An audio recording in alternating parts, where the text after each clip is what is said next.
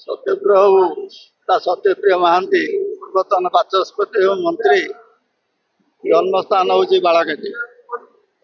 बालाघाटी to Vishwanathpur भितर ए माटी एते स्वतंत्र आते वीर प्रसु माटी नंदिनी शतपथी ठू आरंभ कर भगवती पाणिग्राही पर्यंत चिंतामणि पाणिग्राही पर्यंत समस्ते यही माटी जन्म होते।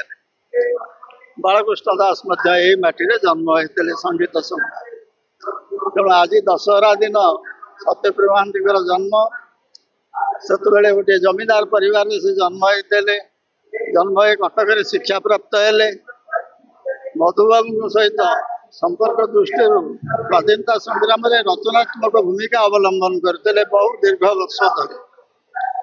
तापर वकिल हेले वकिल एडवोकेट हवा पर मधुबाबू संगे रहिले स्वतंत्र भाव में पुरी कोर्ट रे एडवोकेट हेले एवं से आरंभ है राजनैतिक जीवन।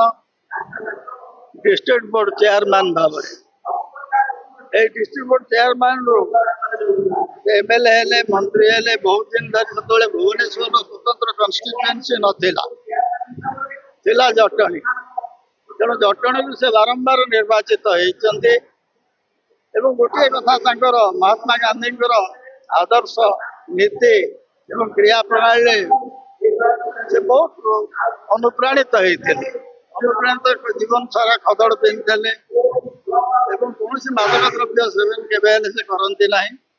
लोकों काम करने एत उत्साह एत आग्रह एवं जीवन में जब अवदान किसी थाए रेवेन्यू डिपार्टमेंट अवदान जगन्नाथ मंदिर टेम्पल एक्ट अवदान लॉ रिविजन कमिटी चेयरमैन भाव में अनेक आईन को तर्जमा कर बदलते निज लोकों जी आउसला घर कहीं खाई न खाई फेरु नी से प्राय सब नेता घर ये अवस्था थाए।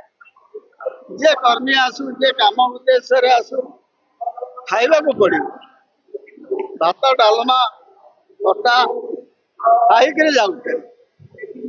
आज ये पूज्य पूजा अवसर में आपण मैंने जो मैंने ये प्राकृतिक विपर्यय को खातिर न कर आसी पहुंचते मुझे आपण प्रथम धन्यवाद दवाई चाहे मीडिया पर्सनालिटी मान इलेक्ट्रोनिक मीडिया पर्सनाल आपण बर्तमान प्रकृत